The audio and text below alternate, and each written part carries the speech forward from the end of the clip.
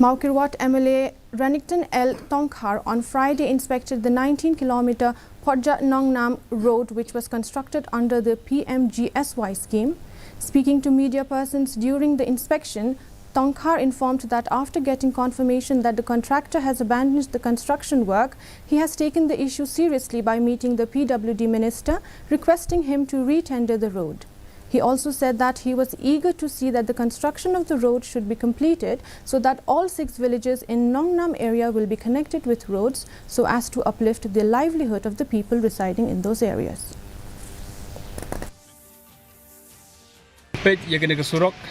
PMGSY hakaba yamanta la abandon hakaba kontraktor ula sangena on petre gidi jitre but ngalayo banyakren nah gini gisni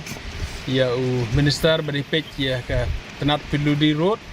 but hakaba ngala karpat jur ya I hakaba nak department kinsim kia ban khot biang kene tendar but nga sukumen hakaba I minister ila kular hanga ban ong kloy karbala mariyo ya ka Siti ya ka kot jingtho ya ka ya ka